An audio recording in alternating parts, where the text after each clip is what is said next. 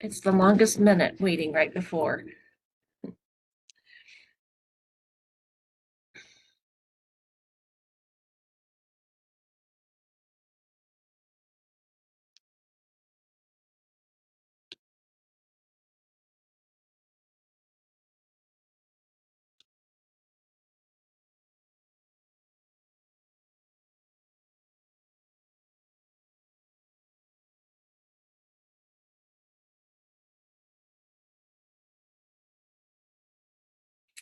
Well, good afternoon and welcome everyone. This is our first of a series of virtual webinars that we're doing this week. My name is Julie Love and I'm with the recruitment and retention team, and on the call with me I have two of my colleagues, Millicent Adkins, Millie, and Brent Stice, and they're from the interview and selection team, and they're going to help us with questions today. I'm going to share my screen in just a few minutes. If it's your first time joining us, welcome. And if you're been on the calls with us before, we do these calls monthly. Welcome back. This is a little bit of a different format for us that we're trying. We have 5 of these calls scheduled this week. We have 2 tomorrow. We have 1 Thursday evening and 1 Saturday morning. So you do not have to attend all 5 of the sessions. The content that we're going to present will be the same. We will have additional questions, I'm sure, from the various audience members. However, we will record these sessions and all of them will go on our webpage, which is tax.illinois.gov, and we'll share that with you again in a little bit. So a couple of housekeeping items. We want to make sure that we're all professional on our call today. We love your questions. We don't like it when you troll and you try to sell us things. So if you do that, you will be removed. And if you have very specific questions, we would ask that you reach out to us offline or even contact CMS Counseling, Career Counseling Services. We have several hundred people on the call, and we want to make sure that we get through all of our content and allow time at the end for your questions. And it's just sometimes hard for us to do that when people get really detailed in their questions. So please be respectful of that. Our agenda today, we're going to cover a couple of different things. We'll talk a little bit about revenue, some history about our agency and the jobs that we typically hire for. We'll talk about how to apply for a job with the state. We will talk about your resume and also the interview. Now, we only have an hour, and as I said, we want to make sure we have time for your questions, so we'll go through things quickly. Again, it's recorded. You can go back to our webpage and get the resources. We don't send out the deck itself, but you can go back and re-listen to the presentation and see the slides in there. So with that in mind, let's get started.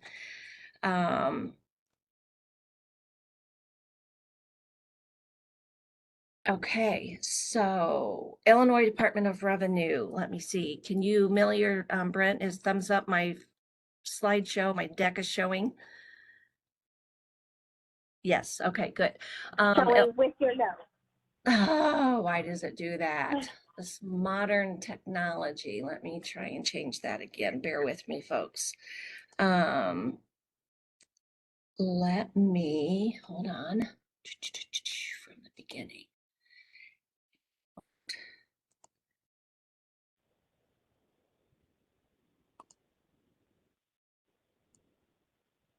There we go. I think we're good to go. So let me skip over that one.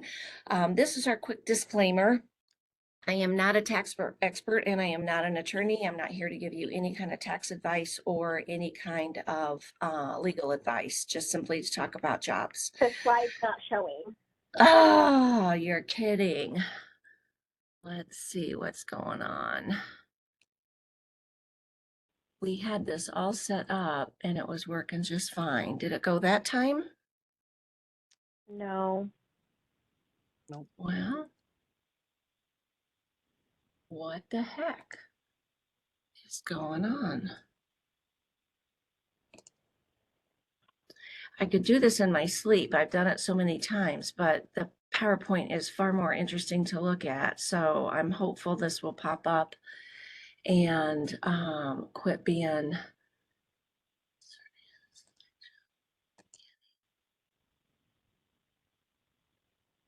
How about now? No, are you sharing the PowerPoint, like share through the WebEx? Yeah, I am. So let me try this screen and see if that There you go. works. Yep. Yes. Yeah, I still see your comments, but I can at least see the slides now. Okay. Well, that's okay. You can either read my comments or you can follow along. So at least we have it up and running. Sorry for the technicality there.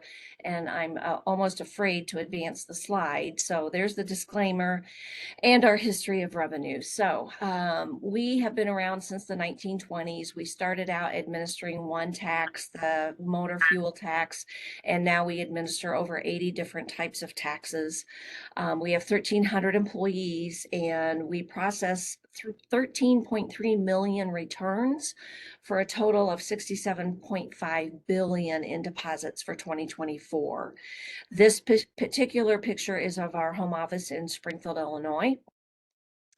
Our mission is quite simple. We are engaged to ensure that all tax revenues are efficiently collected, properly deposited, and then dispersed back into the communities across the state. We work closely with the Comptroller's Office to make sure this happens in a timely manner.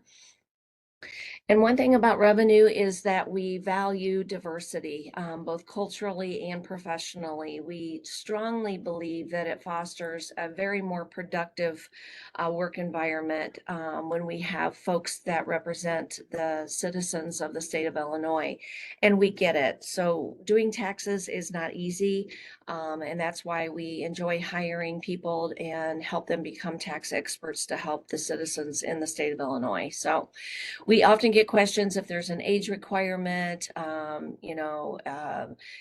can I be 70 and work there? Absolutely. There's no restrictions. So as long as you're doing a great job, we love to have you. So we have different what we call program areas at Revenue, and the ones listed on the slide are what we would call forward facing, or they work with taxpayers. So our taxpayer services, account processing, the collections unit, the audit unit, the legal services, and criminal investigation. Now we have other areas at Revenue. So Millie Britt and I are all in HR. We have communications, internal affairs, admin services, but the areas that are on the slides are the areas that we usually typically hire the most employees for, and they do work directly with taxpayers. We have different locations. You saw the slide earlier, had the picture of our Springfield location on it. We also have offices in Des Plaines and Chicago up north, Rockford, Illinois, and then we also have Fairview Heights and Marion down in Southern Illinois. Now, this question is asked all the time, and the best answer is yes, some of our positions can be done remote. However, it really depends on the actual position. So for example, some of our information is highly confidential. It's taxpayer information with secured information on it, and it just simply cannot be brought home and done at your kitchen table with, maybe your kids or your neighbor's kids or your neighbors coming over. We just can't do that. So some positions have to be done in the building. The program area, the position, and the actual person determine if the position can be a work from home position or not. So it really does truly depend. A couple of positions that we hire for on a really frequent basis are our trainee titles. The first being the revenue auditor trainee, or what we call an RAT or RAT. These positions do require a college degree, a bachelor's degree. They do not require any type of experience. We give you all of the classroom and on-the-job experience or training that you need to do the job. So they are union jobs, union titles. So once you come in this title and you complete the training, you get a bump in pay. And then you continue to get those bumps as you train and learn and grow more in the position and advance up. The second position is the RTS, or Revenue Tax Specialist trainee position that we have at Revenue. And this is a quite large title, probably a fourth of our employees, about 325 employees of the 1,300 are in this title. We hire this position for many of those program areas that we talked about earlier. So you could be an RTS in collections, you could be an RTS in audit, definitely account processing and taxpayer services. And again, you don't have to have any experience with these jobs, just that bachelor's degree. We give you the classroom and on the job training for these. And recently, these last two job titles did not require an interview. So if you met the minimum qualifications, and depending on the number of applicants, Millie would call you and talk about job offer and explain the position a little more and give you more details. So the next two positions are in our legal services area. It is a technical advisor advanced program specialist, or TAPS. It does require a law degree. These are positions that we hire, again, frequently at IDOR. And so if you know people that are looking, you have friends that have graduated, passed the bar, may have a couple years of experience, make sure you have them check our job board if we have openings for this one and the technical advisor too. So these are positions that are we commonly post for. So let's flip back over to a little bit of the benefits of working for the state. I would say probably everybody works at the state for different reasons. For myself, it is work-life integration. It is 37.5-hour work week. And I'm not going to read every bullet on here. So if you do have questions, make sure you put those in the chat. I'll highlight a few of the more common ones. The Monday through Friday work schedule. So we have a lot of people who come to revenue as a second career. They may have worked at an accounting firm or any type, school teachers. We've had people from all different kinds of jobs. They've worked in that career for 10, 15, 20 years, and they want a different pace. And so many of them come to revenue, and a lot of them say the same thing. That 37.5-hour Monday through Friday work week is one of the best things about working at the state. The generous time off package is probably the second thing. So in your first year, you are eligible for 10 paid vacation days and some personal time depending on your start date. And then your sick time is in there, including your holidays. So you get a large, nice package of time off in your first year. And that continues to grow as you develop seniority with the state. We have 13, sometimes 14 paid holidays, depending on the year, and your sick and vacation rollover. And the newest benefit is that parental leave, which is 12 weeks of paid leave for having a child. On the benefit side, the state of Illinois offers a competitive benefit package. Probably the most important piece of that is it is available on day one. You do not have to wait 3 months, 6 weeks, 12 weeks. It is available day one to all of our new hires. And we do offer a variety of additional benefits in addition to the health and dental and vision that we provide. So on the financial wellness side of things, we do offer public service loan forgiveness. We are a PSLF employer. For us at Revenue, we provide up to $5,000 annually in tuition reimbursement. Not all agencies are able to do this, so this is definitely a perk for Revenue. Millie, that's on the call with us, took advantage of this and got her MBA.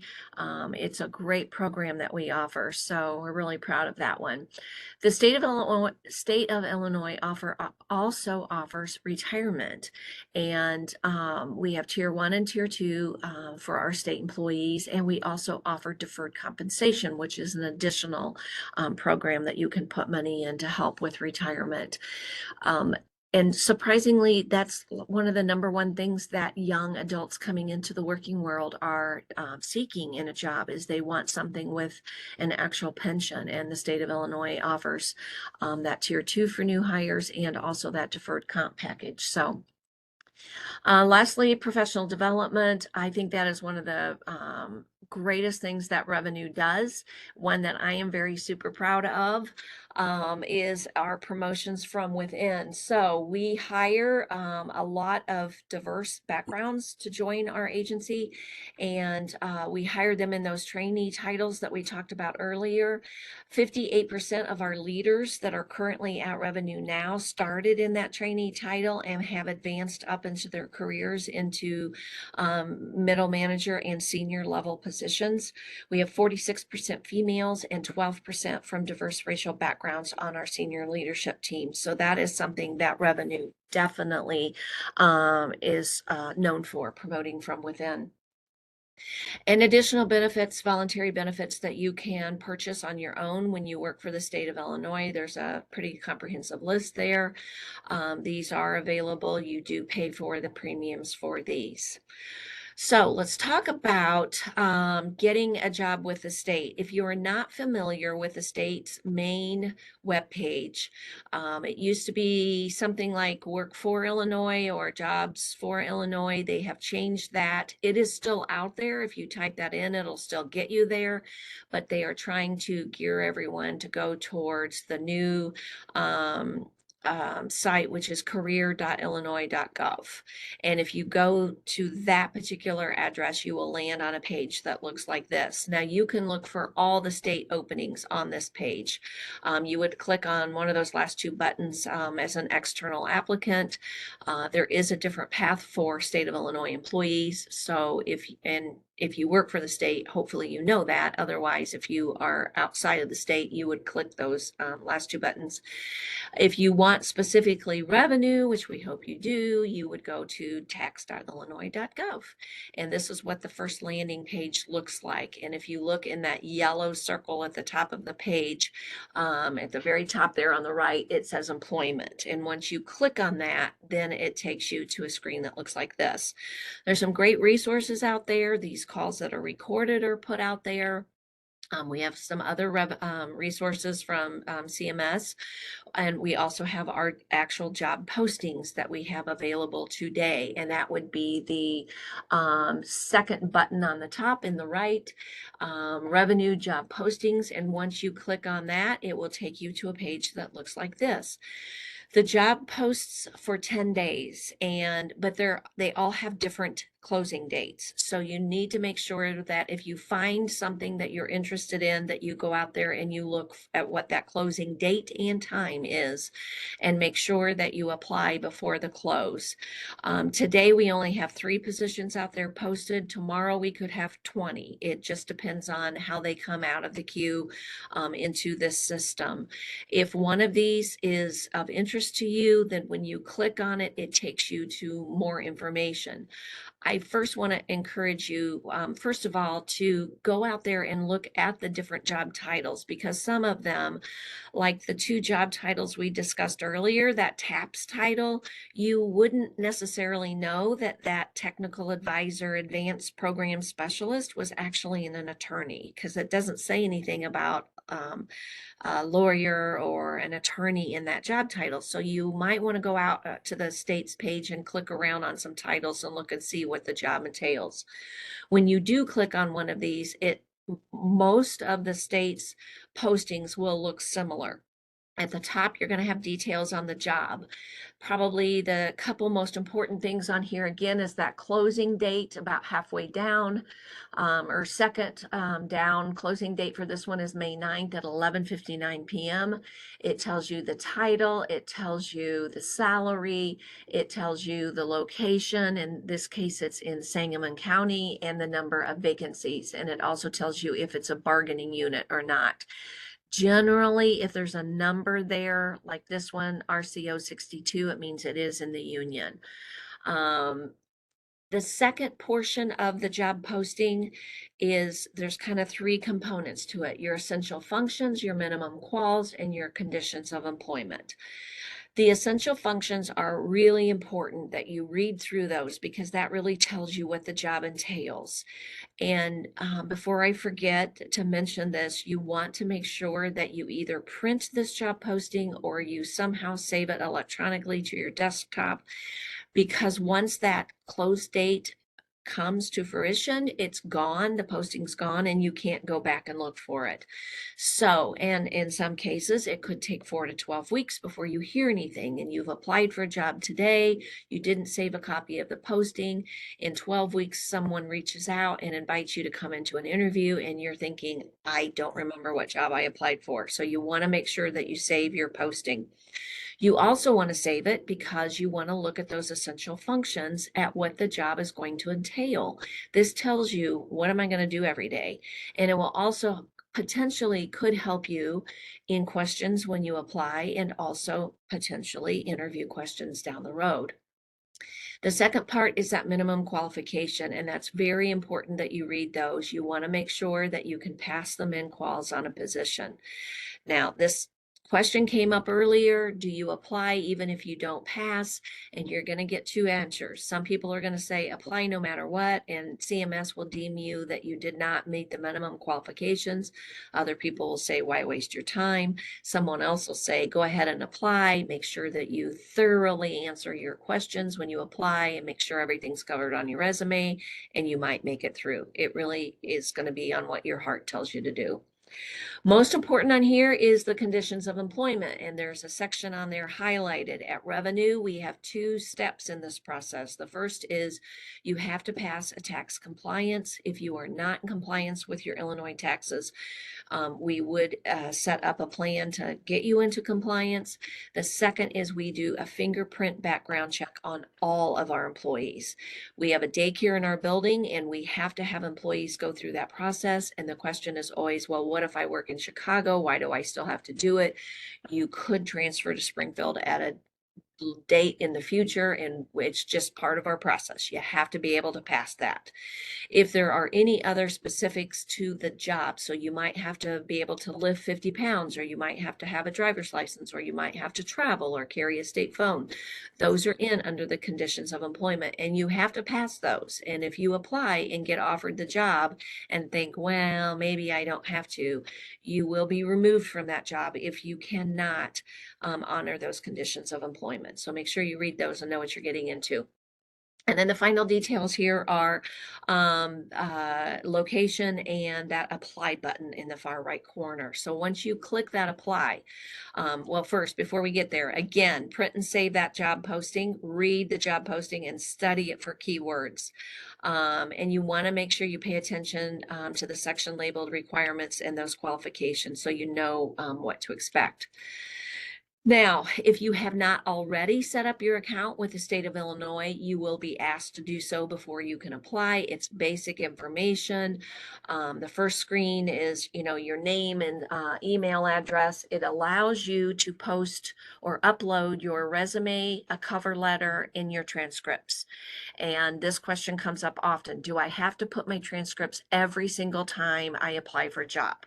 And my answer to you is it depends. If you upload them once and you've checked them, you might be good to go. If you're a little bit of a nervous Nelly and want to make sure, then periodically check and make sure that those transcripts are still there and still good. What you do want to make sure you do is upload a different job resume and cover letter for each job you apply for, because you don't want to apply for a job at Revenue and then 6 weeks later apply for a job at DHS and have that same cover letter that you sent to Revenue on there. So you want to make sure you check that. Here's where your screen looks like, where you can upload documents. And now let's get into answering these questions. I know they're small, and I will guide you through this process. So it will ask you questions. The position requires knowledge, skills, and development equivalent to a 4-year college degree. Do you have this? And you get the option of yes and no. And if you mark yes, then the next box says, tell us about that. In the next 4 slides, I'm going to say it once, I'll say it again. Make sure that you answer these questions in the utmost detail. Make sure that your answers match your resume. But you don't want to just say yes and say see resume. If you do that, you will get tossed. So you want to make sure that you say, yes, I have an MBA. I got it from Benedictine. I graduated in 2020. And anything else that you feel is important about your degree that you would want us to know. Again, make sure you have your information on the resume and the application match. So human beings are looking at this information when you apply for the job. It is not a computer. And if it makes it, you want to make it as easy as possible for them to find the information. So if I say I have a certificate, in this case, it says, do you possess a DEIA certificate? And I marked yes. And then it says, please describe the certificate that you possess. And I gave the details. I completed it. at Cornell in 2020, and I have an active membership with people managing people at Cornell. And then that same information is also on my resume, so it coincides. You want to make sure that that's the end game there. And then again, be very specific with those job duties and titles. When it asks you, do you have 5 years of experience working in a public or private institution, and you say yes, you want to detail what did you do over those 5 years. So the answer in the application process matches it's captured there from the resume example that was provided for this case. So again, the application process, you want to make sure you include all the details. We will contact you regarding either an interview or an offer, tell you more about the job. You will be contacted via email for interviews to self-schedule. You'll want to make sure if you apply for a job that you check your spam, or make sure that we are not going to spam. Make sure if you're on vacation that you're still checking your emails, because it might come through while you're out or away from the office. And again, it can take 4 to 12 weeks to hear back. Sometimes we have hundreds of people applying for jobs, and they have to be sorted and evaluated. So it can take 4 to 12 weeks in some cases when you apply. One of the things that I cannot stress enough is a free service. It's provided by CMS. It is their counseling service. You can reach them by phone. Email is actually a little bit faster and easier. The email address that is on here, you can send them your resume and ask them to evaluate it, give you feedback on it. They can help you determine which jobs you would be good candidates on. I always say, like, Millie and Brent and I know our jobs here at Revenue, but we don't know all of the jobs across the state of Illinois, and these career counselors do. So they can recommend what jobs you would be the best candidate for. Now, here's a little bit of information about your public service resume. Cannot stress this enough. It is different from the private sector, I'm sorry. So private sector, you're going to hear this over and over. If you're a recent graduate, 1 page. If you've worked for a while, 2 pages. Capture your accomplishments. Make sure you have a lot of data to back those accomplishments up, but 2 page. You send more than 2 page, it's likely to be tossed. At the state of Illinois or the federal level, public sector, not the case. Your resume can be 20 pages. And if you've worked for some time, it should be 20 pages, because you do want to put all the detail on there. You need to write that resume assuming the person reading it knows nothing. So you want to make sure you don't put any type of acronym, or assume that they're going to know. If I put on there I led the DEIA committee, someone is, it sounds like, maybe not muted. So if you could mute yourself, that would be appreciated. Thank you. If you put on there something that makes sense in your industry but doesn't to the person examining your application, you want to make sure you spell everything out in detail. If you don't put it on your resume, you will not get credit for it. So again, I can't stress that enough. Let's see here. You get a score, and you receive a score and a rank based on the information provided. So you want to make sure you put everything on there. Go back to if you worked in junior high, you worked in high school, jobs in college. You want to put all of that information on there. Your first job out of college. Someone said, what if I can't remember some of that detail? And we'll talk about that again, but put what you can, put an asterisk there, and simply state, I can't remember the exact dates from, I believe it was January 1980 to February 1982. I could be off a little bit. As long as you acknowledge it, they're usually pretty good with that. The resumes often populate from the SuccessFactors system. So you do want to make sure that if you upload your resume on there, that you do go through and read it and make sure that it is complete. Sometimes there have been glitches and information has been left out. So you do want to make sure you verify that. Now, as far as building your resume, there are some things on there that you want to make sure that you always have. So your contact information, a summary of what you kind of are looking for, skills that you have, employment history, if you have military, any type of education or certification, any achievements, awards that you've won, and any type of volunteer work that would map on. And we'll go through these in a little bit more detail.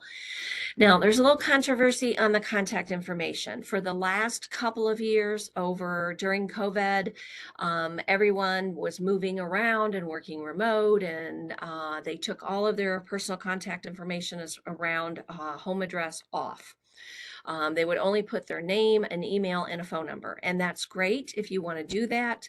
The trend now is that you put at least a city and state on there where you are, so that when the recruiter reaches out to you, they have a good idea of what your time zone is. For us, we generally contact individuals via email.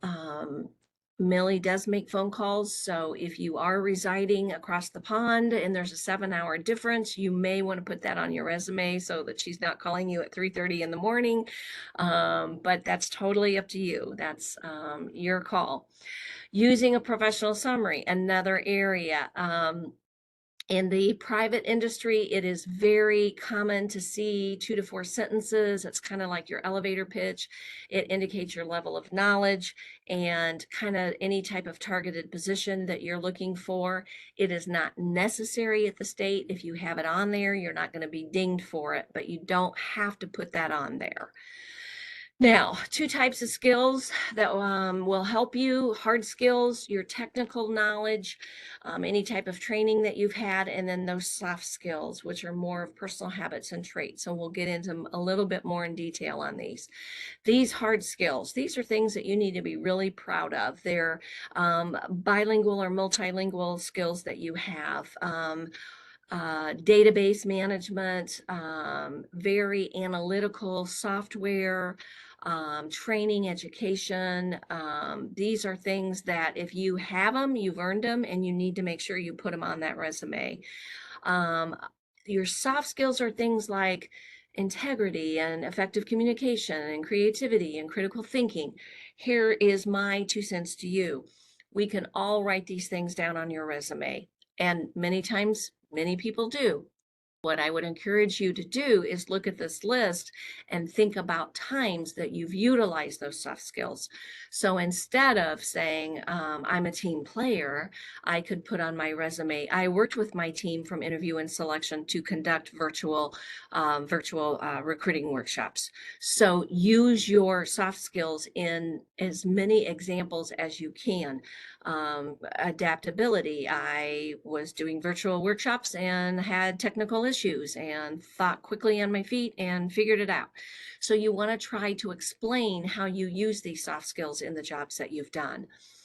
Accomplishments, again, same thing. So if you're streamlining an inefficient process, tell us how you did that. Did it save money? Did it save time? Did it eliminate work for your employees? Were there any type of stats that you can put on there as far as acknowledging that accomplishment that you did? So I increased hiring by 100 positions, or I increased the bandwidth of my virtual calls from 25 a month to 2,000 a month. So anytime you can use that hard data, I would strongly encourage you to do that. Your employment history, again, make sure you tell us where you've worked and the number of years that you've had in that position. Again, try to give the exact month and year. If it's been a while, guesstimate, but asterisk it and put that in your resume. Mostly you want to emphasize your accomplishments. What did you do in that job?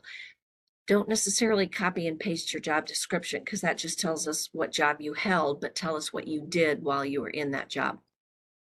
A lot of times we get, I don't have experience, and that's no problem. If you have any type of experience, try to map that out. So for example, maybe you're young and you didn't work in college, but you worked back in high school, or in college you babysat or you mowed lawns. Try to use that or extracurricular activities to map onto the job that you're applying for. So a good example would be, maybe you put on your resume, you cut your neighbor's lawn and you talked to your neighbors for feedback, and you maybe took care of your mom. You cooked and gave her medication medications. Instead of listing it that way, try to look at how you actually perform those functions. So you can say used customer service skills to build relationships and earn referrals. So that's the outcome. You're telling a story of what you did when you did that job duty. You provided daily long-term care for a bed-bound client.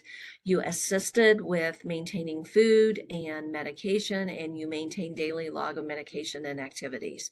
So you can turn those jobs that you did into actual positions on your resume and get credit for those. Any type of certification that you've earned, you want to make sure that you put that on there as well.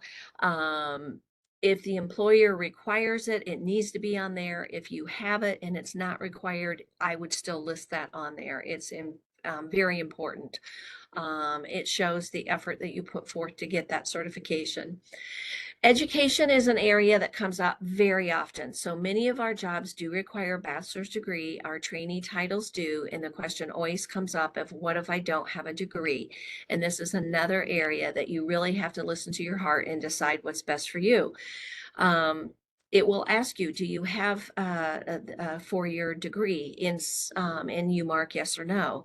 And well, normally you would say yes, and you would describe your degree.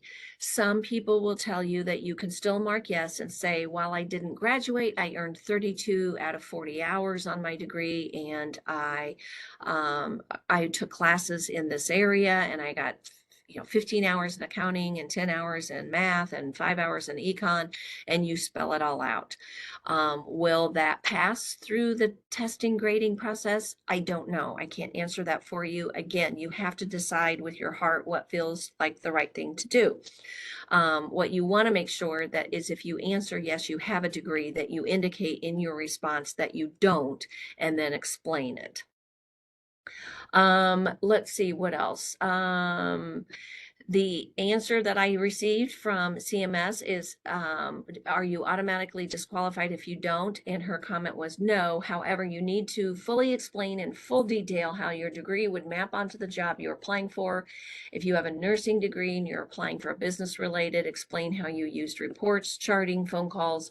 What skills did you use in your job that align with the job you were applying for? So. Volunteer experience, we talked about a little already. Make sure you put it on there if it maps onto the job. So if I volunteer at Ronald McDonald House, I would want to show how my skills in planning the menu and budgeting and decision making and judgment and compassion, working with families, scheduling the volunteers to serve the meals, coordinating the grocery shopping. Those are all great skills that could map onto a job. So if you do put your volunteer service on there, make sure that you explain in detail what it is that you did. And again, any achievements that you earned, make sure that you put those on that resume as well. Resume recap, no page limit. You want to make sure you avoid any type of acronyms. You want to get the nitty-gritty detail. You want to change for each job you're applying for when you upload your resume to SuccessFactors. Don't put please see resume on your answer. Please answer those questions in detail and make sure your resume matches your application questions. So let's transition a little into the interview. So I would say congratulations. If you get a phone call or an email that you've gotten an interview with the state of Illinois, couple of key things. And this is Millie and Brent's arena. So I always tell them to jump in and add anything else that's not on the PowerPoint. What you want to make sure is that you download WebEx. All of our interviews are done via WebEx, just like we're doing right now. So this could be a virtual interview panel. I'm the candidate, Brent is the moderator, and Millie is another panel member. What you don't know is my camera, you have to have a camera, and you want to make sure you select a quiet spot. You have good internet access. You don't have children or dogs barking or a lot of commotion going on. You want to be able to that they can hear your answers and that you explain them fully. You want to make sure you're dressing like you're in person. So even if you put on a nice shirt and jacket on the top and you've got on, gym shorts and sneakers on the bottom, that's fine. Just make sure that from the waist up that you look professional. Turn off your cell phone so you're not getting distracted. Make sure that if your Amazon Prime delivery is coming, that you don't get up in the middle of the interview and go check the door. So you just want to make sure you are focused and prepared for the interview. You also want to make sure that you do practice the interview. And I cannot stress this enough. A lot of times people get that interview and they think, oh, it's no big deal. It's just an interview with the state of Illinois. I would highly, highly, highly encourage you to take some time and practice your interviewing skills. They will ask you the same amount of questions, whether it's 6, 8, 10, 12 questions. They're all the same for all the candidates. You will, at the end of your answer, they can repeat the question, but they cannot explain the question. So if they ask you a question and you don't get it and you say, I'm sorry, I don't understand that question. Can you explain it to me? They cannot. They can repeat the question, and we, Millie and Brent and Cassie, our team here, put those questions in chat. Some state agencies do not do that. So you want to make sure that you allow enough time to answer the full question. Sometimes there might be 2 parts. So tell me about a time you had an irate customer and how you handled it. You want to make sure that you explained the answer, how you handled it, what the situation was, what the task was, what your response was, what the outcome was. And then you want to make sure you answer that second part of that question. So if there's 2 parts to it, don't forget that second part. You want to highlight your skills and make sure that you're telling your story on how you handled the situation. If you don't say it in the interview, you don't get credit for it. So please do not assume that the person interviewing you has a copy of your resume in front of them and you're thinking, well, it says right there, I did this. I don't have to say it. That is incorrect assumption. If you do not verbally say it out loud, you don't get scored on it. So you want to make sure that you cover all your bases. You want to make sure you use all the time allotted to you. If they start out the interview and say we have 30 minutes or we have 60 minutes, you want to make sure that you answer your questions completely, but you also allow enough time. And they will give you a warning, hey, we're coming up on 15 minutes left in the interview. You need to think about that to get through. We have 6 more questions to go. So you do want to pace yourself. Any notes taking your interview would be collected. What else was on here? I think I covered it all. Last but not least, understand the interviewer doesn't have your resume. We talked about that. All scores are given based on the interview answers. You want to make sure that you answer the question completely, and then when you're done, you let them know that is the end of my answer, and it'll be quiet for a few minutes. Sometimes it's a minute or 2 because the panel members are on the other side taking notes and recording your answers. So when you get done, and I would encourage you to talk slowly so that they can type and get everything, capture everything. But when you're done, it might take a minute or 2, and then Brent will say, okay, we're ready to go to the next question, and he'll read the question to you, and then you respond, and then there might be a minute or 2 lag there. So that is it for the interview. Brent, Millie, anything that you would add? Okay, I am going to remind you, probably a key takeaway is don't forget job alerts. So our positions post for 10 days. I see something out there I'm excited about. I want to apply for a new job at CMS, and I think I'll go back and do it this weekend, and then I forget. I go back on Monday and the job's not there, and it is too late. You want to sign up for job alerts. You can do it on our page with a text or an email. We will only send you information about jobs. Once you've landed your job here at Revenue, you can stop them. We won't send you any kind of spammy tax information. So it's just about jobs. So make sure that you do that. And then thank you. If you have specific questions, you can follow up at this email address. And I believe Brent and Millie have been answering questions while we've been going through. So I'm going to stop the presentation and then come back to the chat. And anything from Brent and Millie that we can address for the whole larger group.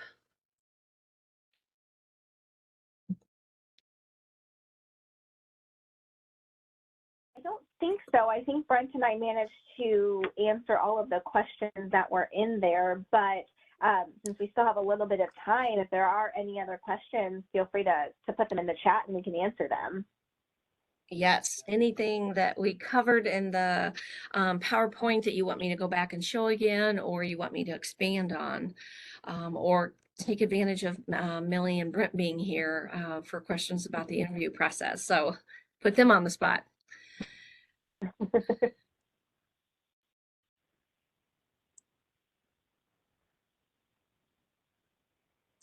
No, the state does not pay for relocation. And yes, it will be available on our webpage, which is tax.illinois.gov. The recording will go on. Now, it usually takes about a week. And if you weren't on in the very beginning, I indicated there are 5 of these sessions this week. Today is the first. We have 2 tomorrow, we have 1 Thursday night, and we have 1 Saturday morning.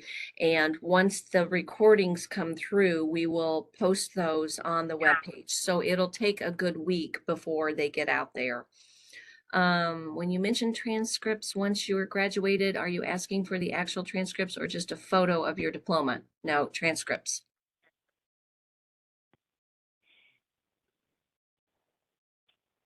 Someone asked a little about the interview. So typically it will be someone from HR, so it could be Brent or myself, or we do have another HR rep in HR, and then we usually have a supervisor or 2 from the actual program area so that they can assist us with some more of those technical questions. And Abrielle, you can modify your application up until it closes, which is typically 10 business days, and then it's locked in. You can, but to tag onto that, if you edit it after you submit it, CMS cannot see that edit. Only you can. Oh. It's funky. They call it I think they call it like a screenshot or something like that. That once you submit it, that's all that CMS sees. If you go in and edit anything afterwards, it will let you, but it won't notify CMS of that edit. And for Patrick, the state has really gone away with using the term Rutan interview. That's been recent within the past few years. They're not calling it Rutan anymore, but it's essentially the same thing. They're structured interviews is what they're calling them. So we have to answer ask the same questions in the same order for every candidate. We cannot clarify or explain interview questions. It's very structured. Lisa, transcripts would be required, even if you graduated over 20 years ago, especially if they're trying to verify coursework. For our revenue auditor trainee titles, you do have to have specific accounting classes, and they have to verify you actually took those accounting classes. So if you don't upload a transcript that shows the classes, CMS will not be able to deem you qualified. A question from Anne Marie, thank you. You do not need to re-register. The recording from today will be out there. You can jump on another call. We have a call tomorrow at 9. We have a call at 3:30 tomorrow. We have a call Thursday night at 6:30 and a call Saturday morning at 10:30. We were trying to cover as many dates and times as we could to help people. We know some people work days, some people work nights, some people work weekends. So we try to schedule them throughout this week so that we could hit as many people as possible. You're more than likely, or you're free to jump on another call. It will be the same presentation. Of course, the questions will be different, but they will all be recorded and they'll all be on the webpage once we're done with this week. So, and you're all very welcome. I can't speak for Millie and Brent, but I love doing this. This is what gets me going in the morning. So, does your organization utilize ATS tools such as ICMIMS to filter through online applications? No, we do not. They do in the public world, the private world, but we do not at the state of Illinois. Oh, Brent answered, sorry, I'm slow.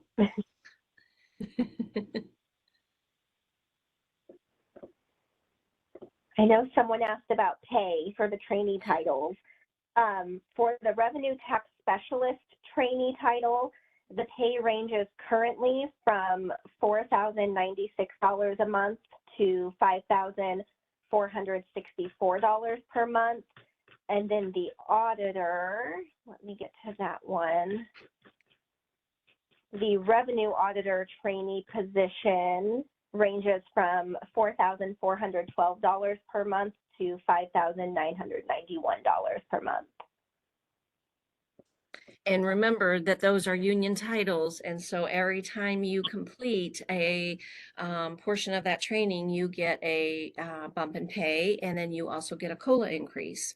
So those are great jobs to get your foot in the door. I do want to emphasize that while those jobs do require college degrees, many of our jobs here at Revenue do not. We have a lot of positions in the clerical field. Office assistants, office associates do not require a college degree. So please make sure that when you're looking for a position that you click on the job title and look through the whole job posting and look at what the minimum qualifications or requirements are. So some of them are in lieu of, so you just want to make sure that you read that job posting thoroughly to know what's required. Let's see, what else? Anything?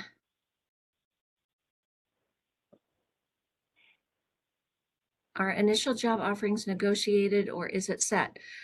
Great question. I'm going to delicately answer that. Our salaries are negotiated with the union.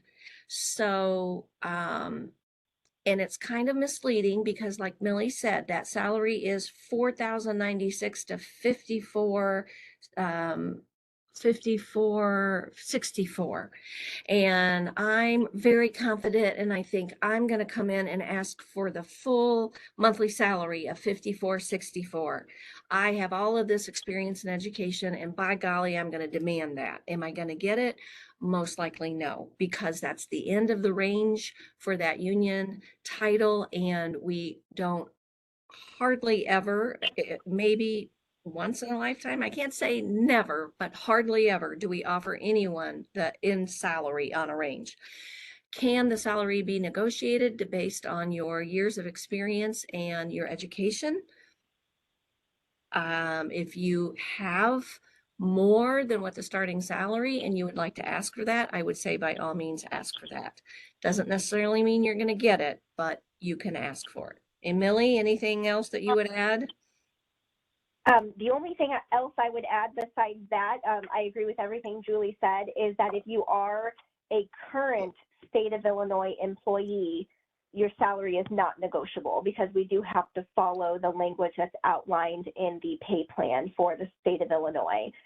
So if you do work for the state currently, you wouldn't be able to negotiate unless you are applying for like a management job, the merit comp positions. But if you're applying for another union job, we have to follow that pay plan language.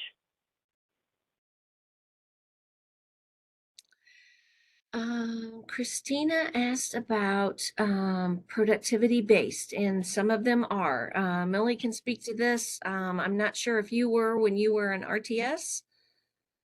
I was in the call center when I first started, and ours were not necessarily productivity based.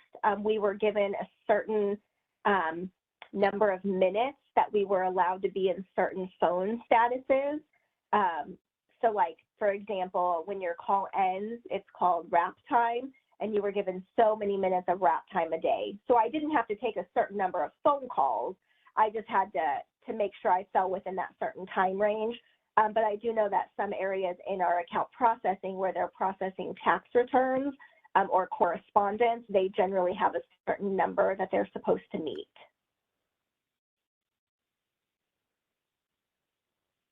And I would say even, I mean, we all have objectives, performance objectives that we're required to meet. Merit compositions do as well. So while they may not be technically productivity based, we all still have, you know, we still have to, we're held accountable. So we still have to all do our jobs. So any other questions? State offer bonuses. Not that I'm aware of. I wish they did. No.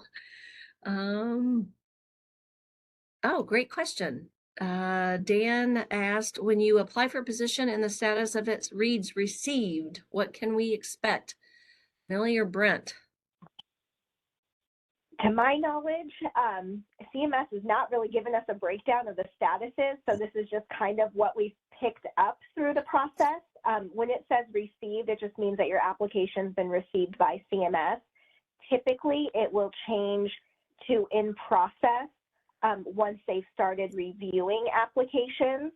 I think it says completed if you have been deemed not qualified or if the position has been filled and CMS has closed the requisition.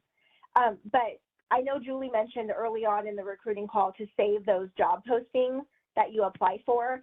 Generally, there is a contact information on there, either an email or a phone number. You can always reach out to those contacts and ask what the status is. And the agencies are definitely able to answer that question if you were to reach out to us. And I know that personally, when I applied for this job at Revenue almost, well, 4.5 years ago, I had applied for a couple of other agencies.